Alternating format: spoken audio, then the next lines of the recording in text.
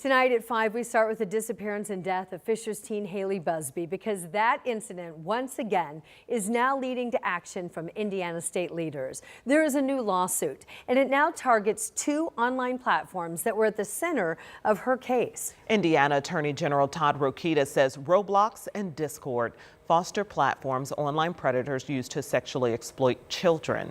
Our Ashton Hackman has been digging into this lawsuit.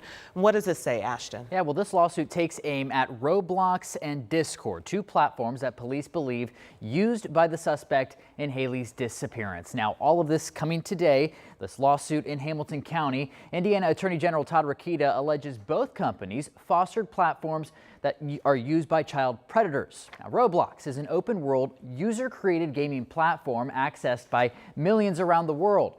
Discord is a communication platform. The lawsuit says both companies market themselves as safe for children, and that the companies know about child exploitation and inappropriate communication and content on the platforms. Rokita argues predators use Roblox to misrepresent their age to kids and then move conversations over to Discord. A child advocate says no matter the safeguards in place, parents play a role.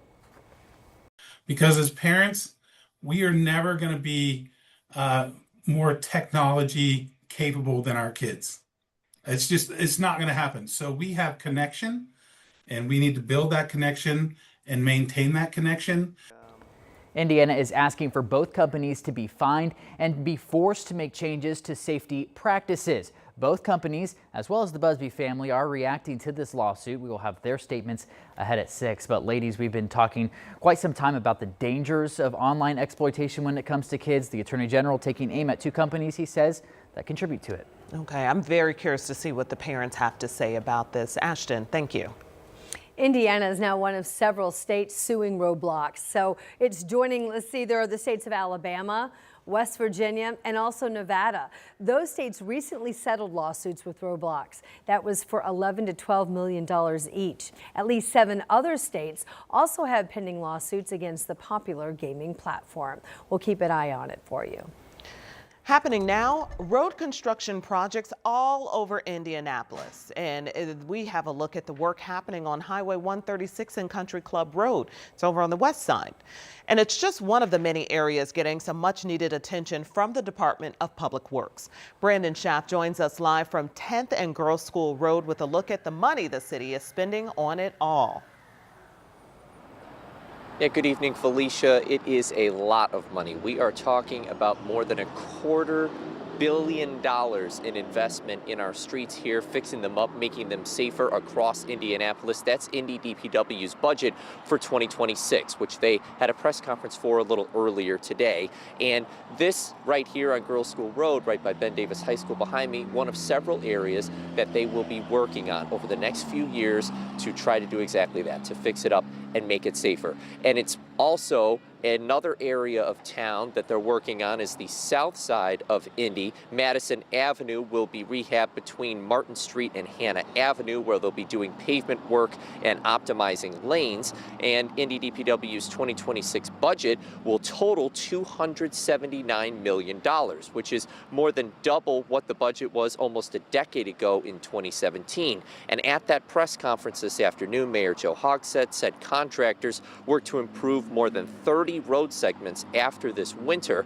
and funding for the strip patching program tripled from $6 million in 2025 to $18 million this year.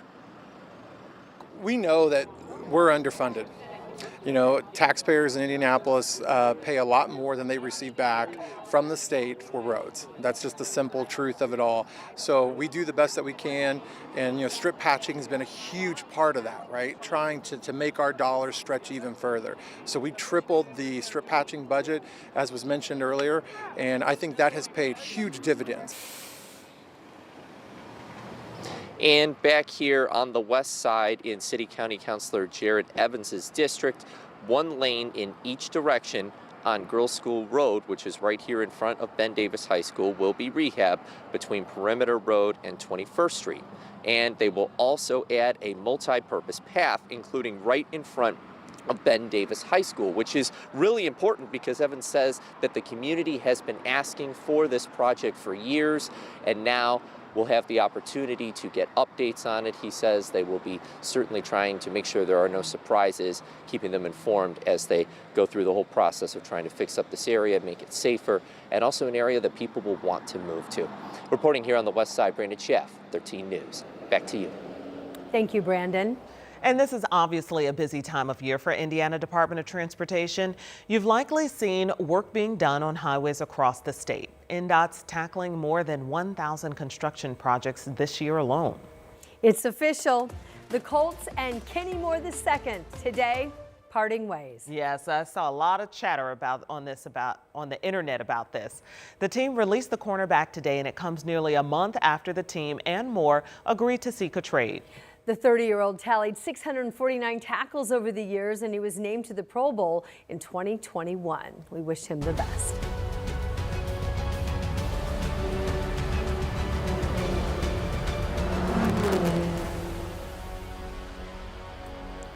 Big day out at the Indianapolis Motor Speedway as we close in on the 110th running of the Indy 500. Yeah, 16 days away. Dom has spent the day at the track. He joins us now live here at 5. This was a big day for the teams because they started moving in today. Dom, love to see all of those big RVs come in. They get their spots. They really live here for several weeks, don't they? Yeah, absolutely. I'd like to live here for several weeks ahead of the 110th running of the Indianapolis 500. I can think of no better place to be, especially on a day as beautiful as this one. Like you said, drivers are officially moved in. We spent the day going up and down the garages. It's winding down a bit as it stands at this particular moment, but drivers are here. There's a palpable buzz here at the Mecca of racing, and the anticipation is high to get going here at the track. First up, of course, this weekend, the Sanzio Grand Prix going on. Qualifying for that event begins tomorrow. We will, of course, be here for you and bring you all the action, but it all culminates, as we all know, with the Indianapolis 500. Teams were moving in, preparations were underway. We saw a ton of teams, ton of drivers, ton of work on the cars happening. It's all about getting all sorts of the edge you need this month to put you ahead of the field. There's no question about that. Guys are ready to get going. Pato Award of Arrow McLaren. We think he is due to win the Indianapolis 500. He spoke today on what he loves most about this month here in Indy ahead of the 110th running. Just a lot of gratitude, really. Just a shot and an opportunity to race at this amazing facility. But obviously the main event, right, which is the Indy 500. It's quite special just to be a part of that and to having a shot to win it multiple times already.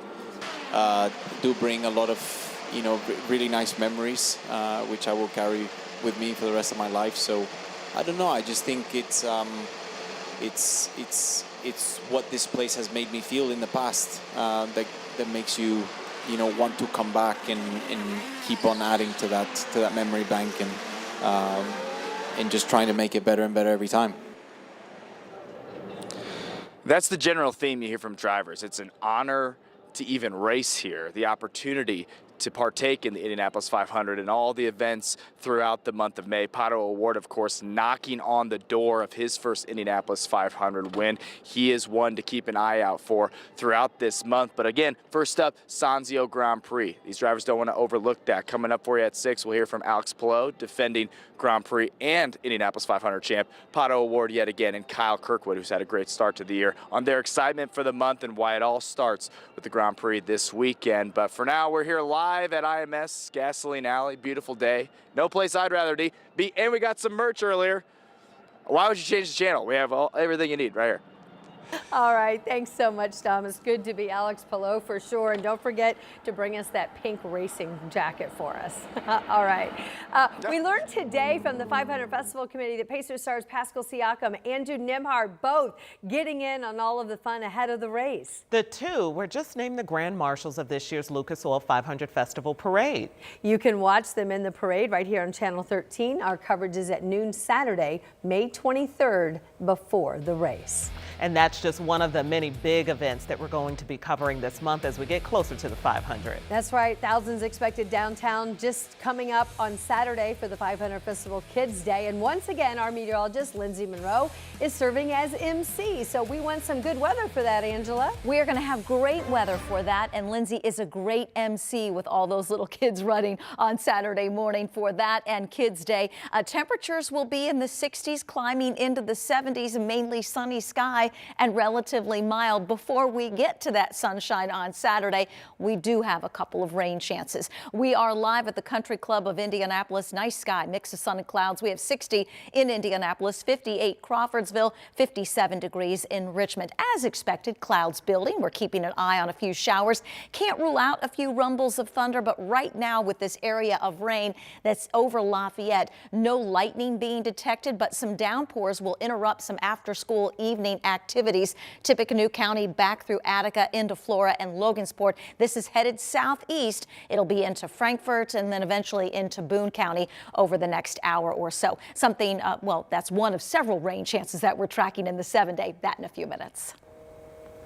Thanks so much, Angela. IPS seniors will graduate from their schools all across Indianapolis in just 2 weeks from now. And one of those key schools plans to increase their graduation rate by 4 points this year. Ella Rhodes takes us to George Washington High School, where their success is getting them national attention. 158 students' names cover this board, majority on track to graduate from George Washington High School. You're about to graduate in 2 weeks. That's Donicia Dancy. You can also find her name in column B, on track to graduate. I can't just sit here and say, oh, well, they didn't do nothing. No, they did a lot. I really didn't think I was going to graduate, and look at me now. Principal Dr. Stanley Law uses the board to track all his seniors, so they cross the finish line. Column C has reduced greatly since the last time we talked, and column B has increased greatly since the last time we talked. And we know within 2 weeks, next 2 weeks, all those kids would be over in column A and walking across the stage. In January, the board looked like this. Law expects to go from a 90% graduation rate to 94% in 1 year. I am very proud of the staff, the adults, be it teachers and other support staff that we have here that believe in and are willing to make the sacrifice in the vision and the purpose of why we come here every day. It's a big reason why the school received national recognition from the National Institute for Excellence in Teaching. It named GWHS a School of Promise. We're here to support them until they're out there on their own, and even if they call back later, we're here for them. Dancy believes the school deserves this award because they believed in her. I doubted myself because I know in reality I really can do it and I could push myself to do it, but like sometimes I just need that extra help. It's exactly what they gave her. So Dancy made a promise of her own. If I do teach, I'm going to teach here. A School of Promise with the students to prove it. On the West Side, Ella Rhodes, 13 News. Now, after graduation, Donicia will move to Texas for trade school and eventually work as an electrician. And teaching will be somewhere down the line.